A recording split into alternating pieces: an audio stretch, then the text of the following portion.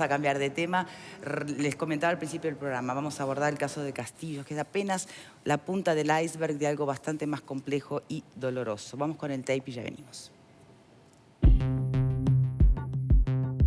El hombre, que hoy tiene 51 años, inició la relación con su hijastra cuando ella era menor de edad. La situación se perpetuó al punto que ambos tuvieron un hijo que actualmente tiene 5 años y que fue dado en adopción, según informaron a Telemundo fuentes judiciales. Estar con ella de muy chiquita, viviendo en una casa en un campo en Santa Catarina. El tipo empezó a tener relaciones con la hija de Mónica, de muy pequeña, de 10 años. Vivieron muchos años así, de esa forma, y bueno, lamentable todo eso, ¿no? Hay que estar en los zapatos de esa muchacha. La pareja vivía en Montevideo hasta que en febrero él resolvió que se mudaran a Castillos, en Rocha. La mujer tiene 22 años y padece una severa discapacidad intelectual. Los vecinos denunciaron que era víctima de violencia doméstica y la policía la trasladó al hospital de Rocha. Allí se constató que tuvo un aborto espontáneo y fue derivada al hospital de Maldonado, donde quedó internada con custodia policial. Actualmente, la joven permanece internada en el hospital de Maldonado con guardia policial. Allí se constató que tenía claros signos de violencia. El lunes la policía detuvo al hombre, que resultó condenado. El imputado admitió los hechos que le imputaron, acordaron la pena y va a cumplir una condena de 6 meses de prisión por el delito de violencia doméstica especialmente agravada. Fuentes de la Fiscalía dijeron a Telemundo que solo hay evidencia de violencia psicológica y verbal, pero no física. Forenses de Rocha y Maldonado no detectaron lesiones recientes ni previas, aunque se pedirá la historia clínica al Pereira Rosell. Tampoco hubo privación de libertad y, según la psiquiatra forense, la mujer puede entender sus actos pese a su discapacidad. El hombre, que tiene 2 antecedentes por rapiña en la década de los 90, admitió que era violento principalmente cuando tomaba alcohol. La Fiscalía no lo indagó por abuso porque consideró que el tema se laudó hace varios años en Montevideo, cuando lo denunció el Pereira Rosell. Se pidió pericia psicológica. Bien, nos está acompañando en estudios en este momento para abordar este caso el abogado, bastante experto en temas de violencia doméstica, Bautista Duagón. Gracias, Bautista, por acompañarnos hoy. Claro, a ver, 6 meses de prisión por el delito que se le imputaba de violencia doméstica. Que haya quedado en el plano psicológico o verbal, no haya pasado o no haya evidencia de agresión violenta, ese es un aspecto. Pero yo creo que si miramos este caso, lo que queda a la vista es un tema que es sumamente delicado. Miren, si hay algo que aprendí a través de mis años de trabajo cerca de la discapacidad a través de la Teletón, imaginen ustedes como padres cuando siempre tenemos miedo de qué va a ser del futuro de nuestros hijos el día que no estemos. Imagínate si ese hijo o hija además padece una discapacidad intelectual, sobre todo, ¿no? Aquella que esos pronósticos de autonomía se ven bastante comprometidos. Ahí, cuando vos no estás, ¿quién va a velar por todas las decisiones que tome esa hija o hijo tuyo solo, si no hay vínculo de familia, si no hay red de contención? Bueno, evidentemente nada de eso estuvo demasiado presente, o no se puede entender que esta chica, siendo menor, empezara este vínculo con su padrastro, tuvieran un hijo que fue entregado en adopción. O sea, fallaron muchas cosas alrededor de esta historia de vida que hoy tiene este episodio a la vista, ¿no? Sí, violencia doméstica, 6 meses de prisión, podremos debatir si es poco o mucho, pero creo que hay que mirar más abajo, porque el problema empezó en otro momento. Es el problema de esta pareja, de esta chica, pero de tantos otros, ¿no? Nosotros tenemos en este momento una telefónica con una periodista que es corresponsal de Telemundo en Rocha, Lucía Pereira. Lucía, ¿me escuchas bien?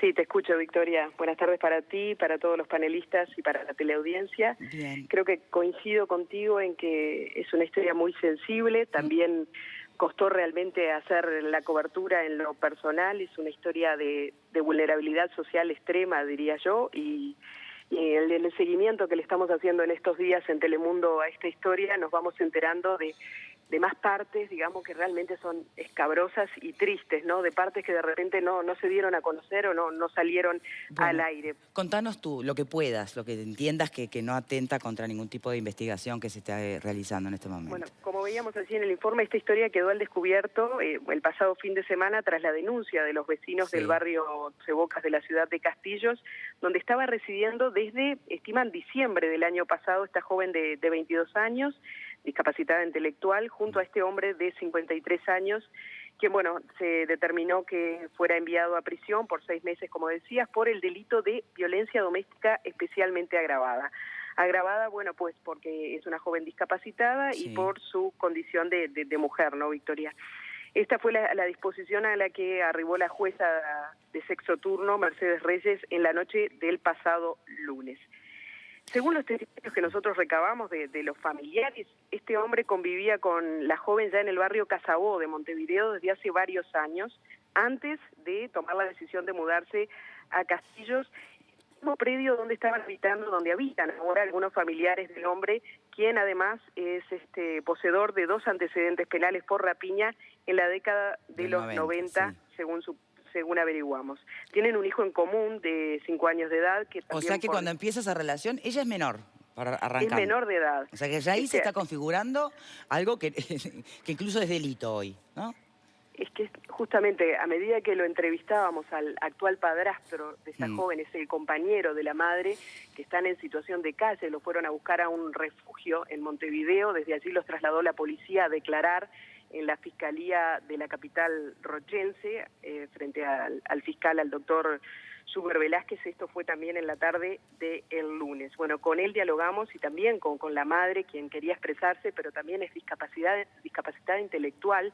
Entonces, bueno, muchas de las cosas fueron transmitidas por su pareja, quien conocía esta historia, convive con ella desde hace 4 años, pero él nos contaba que ya desde niña este hombre era pareja de Mónica, la mamá de esta joven de 22 años, y ya era víctima de todo tipo de abusos, según relataba Walter Roland, quien es el actual padrastro de esta joven de 22 años, Victoria. Ahora, pidieron ayuda a algún lado, se le dio participación al Mides, es decir, ya la situación de vulnerabilidad en la que estaban expuestos previo a esta noticia, ¿no? A que se registrara un delito de violencia doméstica comprobable, porque hubo vecinos que denunciaron. ¿Qué pasó todo este tiempo? Nosotros pudimos entrar a la audiencia de formalización y allí apenas lo que se escuchó era la investigación llevada adelante por la Fiscalía. Se contó con un informe de Pronadis desde el Mides, y ahí se ahonda más en la historia que ya era conocida, por lo que dijo el fiscal, por las autoridades del Mides, de esta historia de vida de esta mujer discapacitada y a su vez de su hija discapacitada intelectual. Según también arrojó otro informe, otra pericia psicológica solicitada por el fiscal, también determinó que la patología de la víctima no le impedía su libre determinación y el relacionamiento con otras personas. Por eso esto también fue tomado en cuenta por la jueza, ¿no?, para determinar esta sentencia. Ahora, capaz que no me podés contestar esto, pero si efectivamente Pronadis estaba al tanto de esta historia y todas sus aristas tan complejas y delicadas, tanto de la madre, o sea, Mónica, como de la chica, pero ¿hasta qué punto puede operar, intervenir el Estado ante una situación como esta que se está relatando? ¿Qué se hizo o qué no se hizo desde las autoridades? Bueno, el equipo de prensa de Telemundo se contactó con las autoridades del Pronadis. La responsable ahora estaba de viaje, dijo que queda un equipo, digamos, de emergencia acá para actuar acá.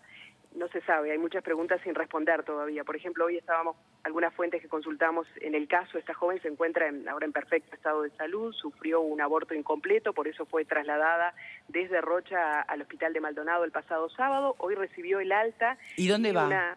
Una unidad de emergencia móvil la trasladó al hospital de Rocha de nuevo. Allí, dijeron que se van a hacer cargo van a seguir este caso, también algunas funcionarias del Mides, del Ministerio de Desarrollo Social en Rocha, y va a permanecer internada por el momento hasta el lunes, donde la va a evaluar un psiquiatra.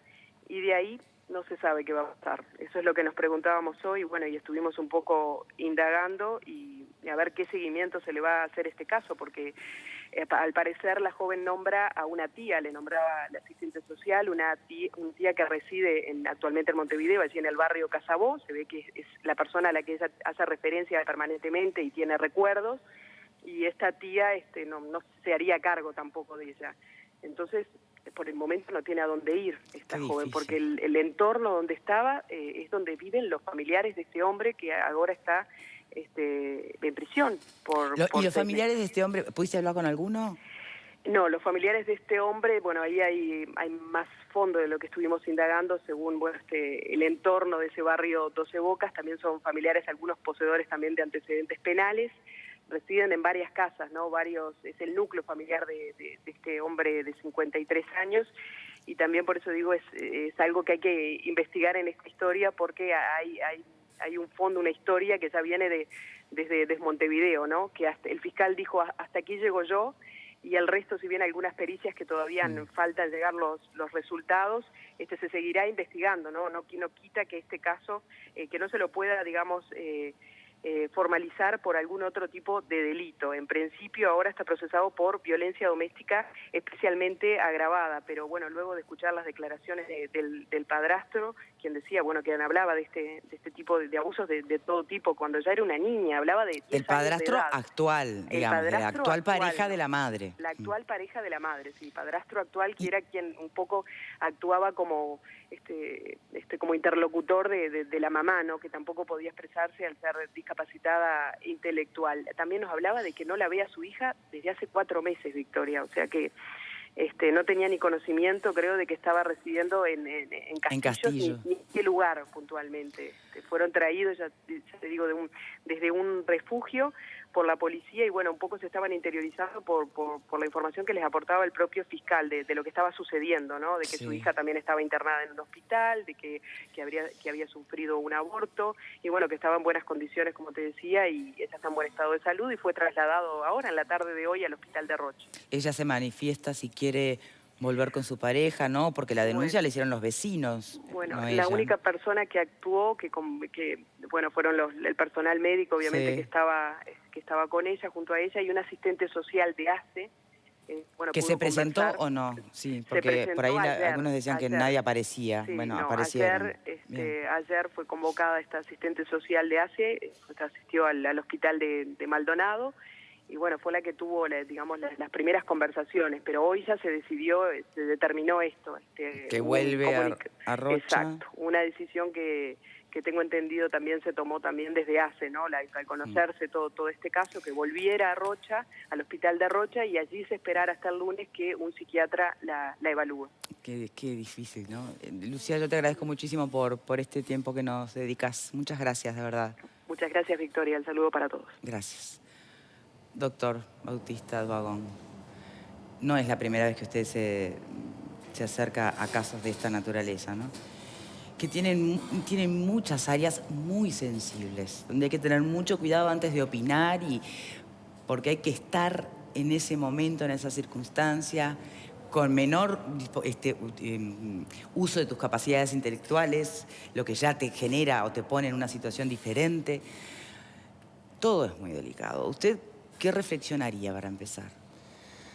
Bueno, en primer lugar, lo que creo que quizás haya que explicar, algo que es nuevo y novedoso en el sistema uruguayo, y yo creo que sin quererlo, se ha convertido en el primer caso donde la gente empieza a entender cómo, desde el punto de vista práctico, opera este nuevo sistema del Código de Procedimiento Penal que se aplica a los denunciados.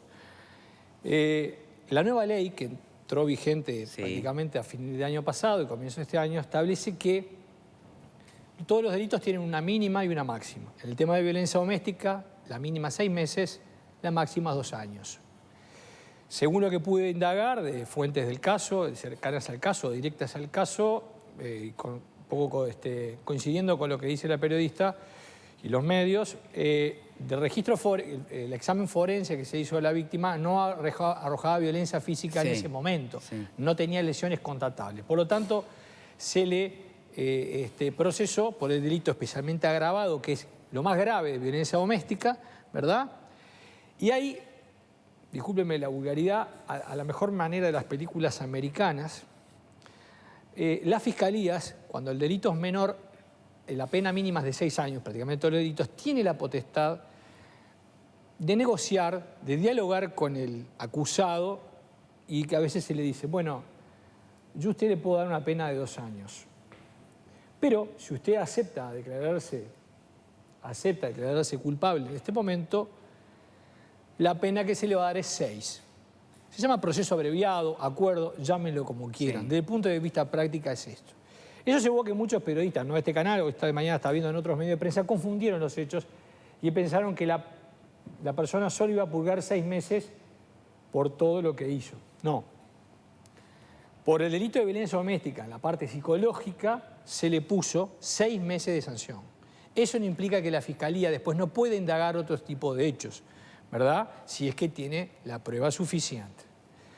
Por lo tanto, hoy por hoy, a lo que nos choca este sistema nuevo que nadie se dio cuenta es, le pongo el delito mayor, delito de violencia doméstica especialmente agravado, pero de los 6 meses a 2 años que tengo le pongo la pena mínima, 6 meses. Ahí hay 2 bibliotecas, hay quienes consideran que en definitiva se le está dando un gran, disculpen la vulgaridad, changüí a la persona, porque el Estado, pudiéndole ponerlo de 2 años, le pone 6 meses, que si uno empieza a contar después los métodos de los institutos liberatorios. Beneficiarios, pues salir a los 3 meses. Eso es un tema. La Fiscalía debería seguir indagando, debe seguir indagando. En mi punto de vista, 2 elementos que son importantes. El primero, la ley, el Código Penal, establece que el delito de violación se comete cuando una persona obliga a otra a tener relaciones sexuales. Y la falta de discernimiento o la falta de capacidad para entender los hechos se considera una presunción.